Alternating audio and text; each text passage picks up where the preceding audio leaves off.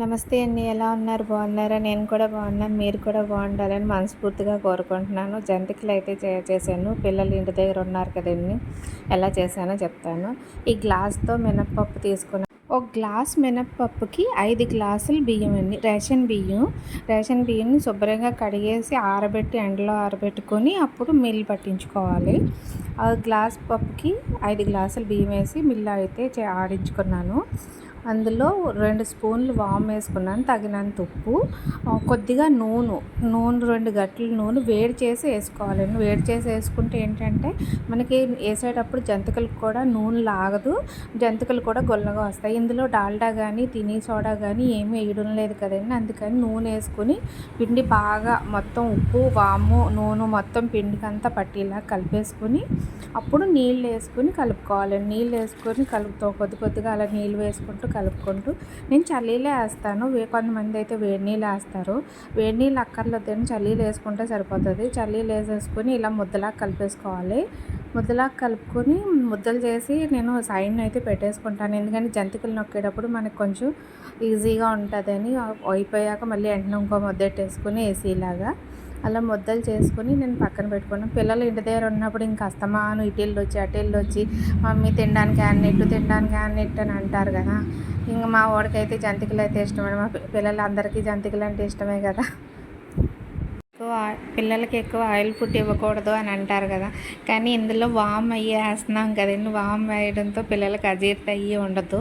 వామ్ వేసుకుని లేకపోతే ఏం చేస్తున్నారంటే బయటికి వెళ్ళిపోయి 10 రూపాయలు ఈ మమ్మీ, 20 రూపాయలు ఈ మమ్మీ అని కురుకురీలని లేస్లని ఇవన్నీ కొనుక్కొని వస్తున్నారండి. అవి అయితే తినకూడదు అని అంటున్నారు కదా, డాక్టర్ కూడా చెప్తున్నారు అవి పెట్టొద్దు, బయట చిప్స్ అయ్యి కావాలంటే ఇంట్లో తయారు చేసి పెట్టండి అని అంటున్నారు. అందుకని ఇంట్లో ఖాళీ ఉన్నప్పుడు పిల్లలకి జంతికలని ఏమిటి ముక్కలని ఏమిటి తయారు చేసి ఇస్తే వాళ్ళకి కూడా బయటికి వెళ్ళి తినకుండా ఉంటారు కదండి. ఎప్పుడో ఒక్కోసారి అయితే పర్వాలేదు, కానీ అస్తమానం వెళ్ళిపోయి బయట నుంచి తెచ్చుకొని తింటే కూడా వాళ్ళకి కూడా మంచిది కాదు కదా. ఇలా ఏదైనా ఒక ఓస్ లాంటిది ఇచ్చుకొని తిరగేసుకోవాలండి.